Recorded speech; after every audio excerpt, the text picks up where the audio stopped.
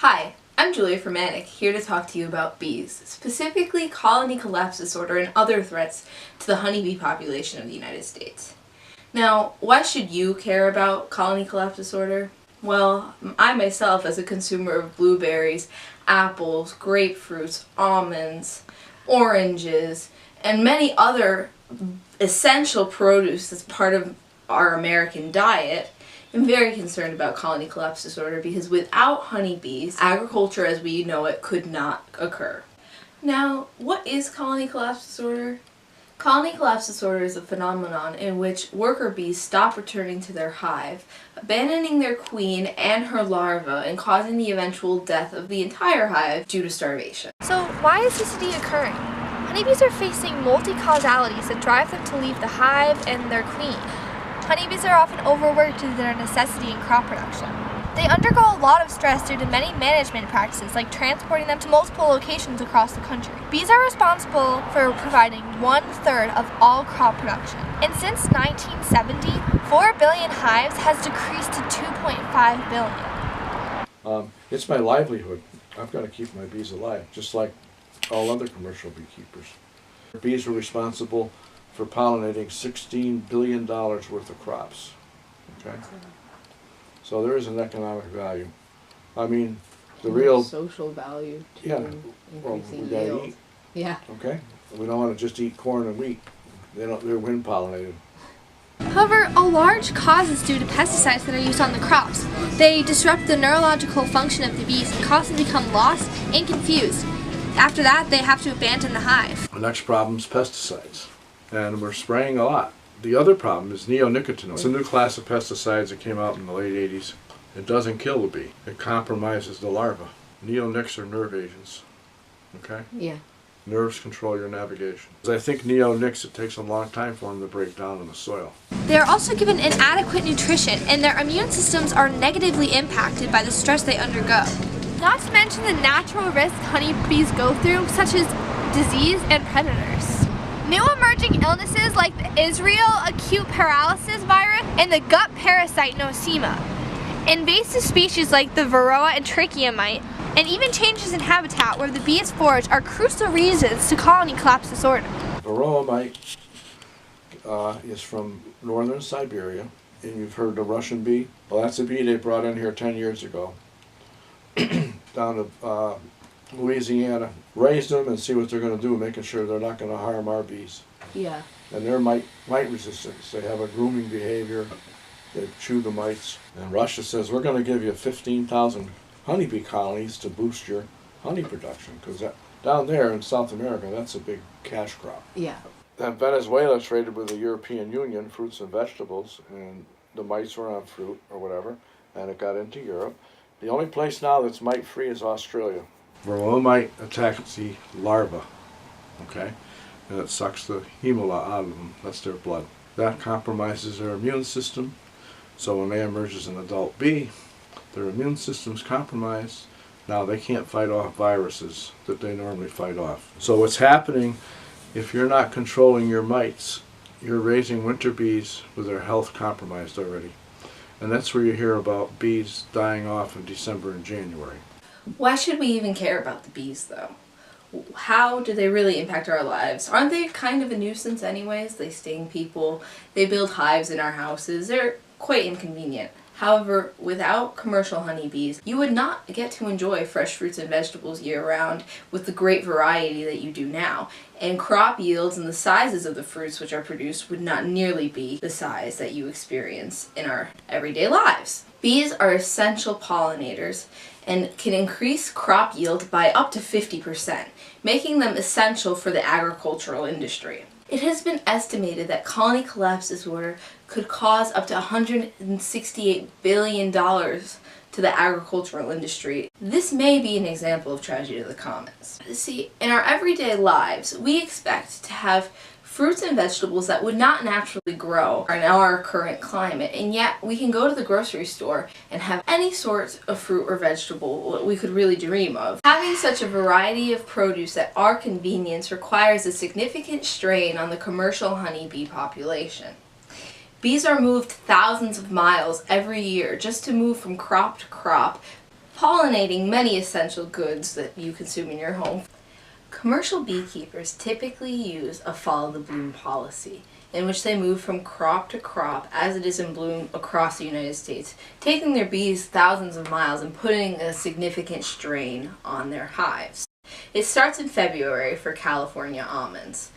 This is a perfect example of supply and demand, as the demand for almonds has gone up exponentially in recent years with health crazes and new dieting fads, which have made almonds much more appealing to consumers and forced farmers to increase their supply. This supply increase is taken on by the commercial honeybee population as they pollinate these crops and increase the yield for the almond farmers.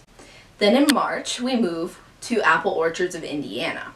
Following that, we go in early April to the Maine blueberries, then late April to the grapefruits of Indiana, and then you return to the Dakotas, where most honeybees are kept in the commercial honeybee industry. Now, how would this be an example of tragedy of the commons?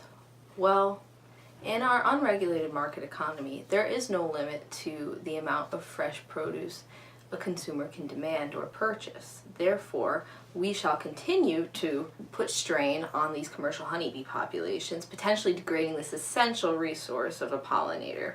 So, what is the United States government doing about this disorder? The U.S. Department of Agriculture set up a steering committee with the EPA in 2007.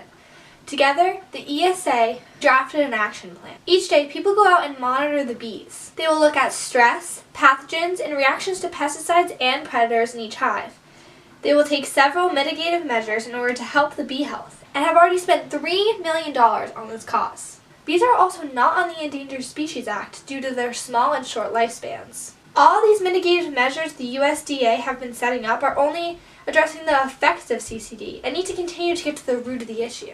Bees need to be in the ESA, however, most people have a fear of them and their ability to sting. If there was less stigma around bees, perhaps selling more paraphernalia with bees on them, punishing those who kill beehives, and stressing the importance of honeybees, the ESA would be able to adopt them onto their list and be able to root the issue of CCD even more effectively.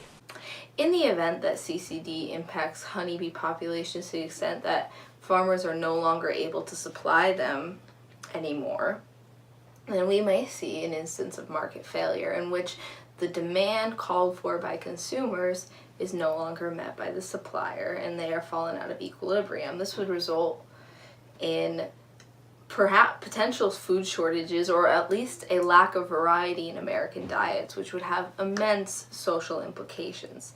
This is the cost of doing nothing, potentially. The absence of pollinators leads to a less variety of produce in the American diet, which ultimately will lead to malnutrition. This causes weakened immune systems, which then increases hospital visits, which is an unexpected externality.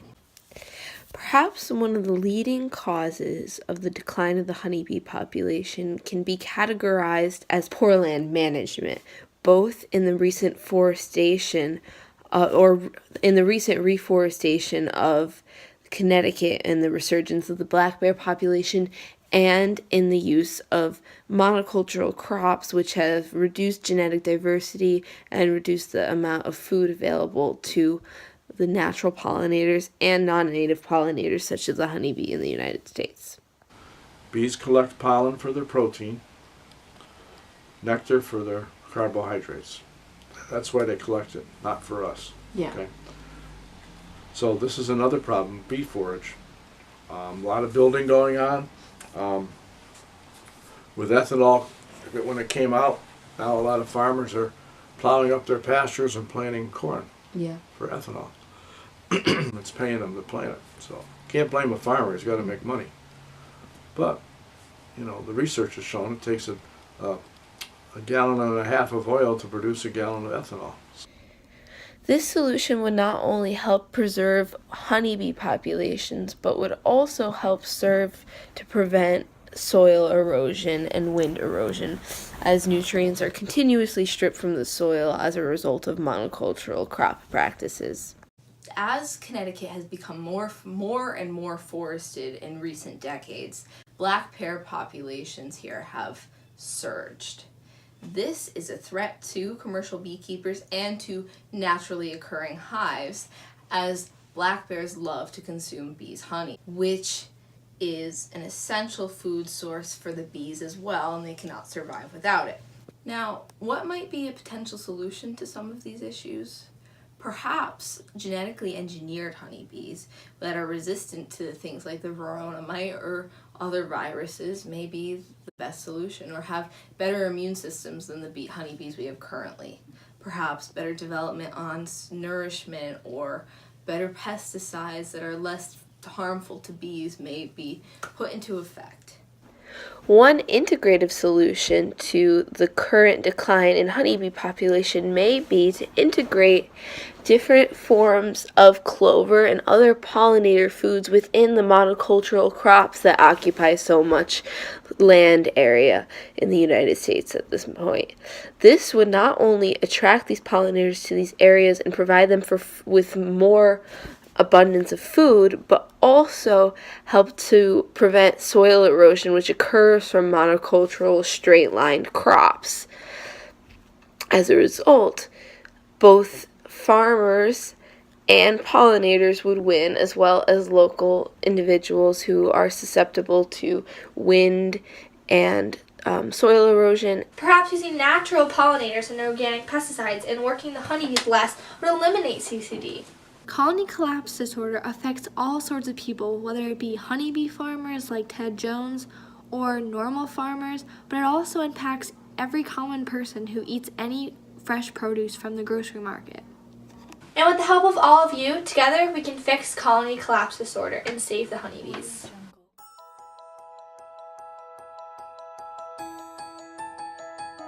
In our beekeeping experience, you might see a lot of rooster stripes one year, and in a couple of years, all of a sudden it dies back and something else moves in. It's always cycling. Yeah. Okay? And we're trying to control that. We're messing with nature. Where the cans are on them, those are nukes. We're raising them. They were babies and we're growing them. We're feeding them sugar syrup, 1-to-1 ratio, and that simulates nectar. Okay? That's the closest thing to nectar. When nectar comes in, the queen says, we got to lay more eggs, we got to get more workers, we got to build more wax. Yeah.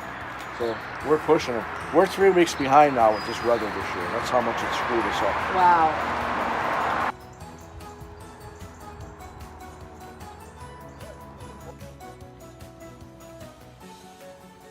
We use smoke to calm the bees down. Yeah.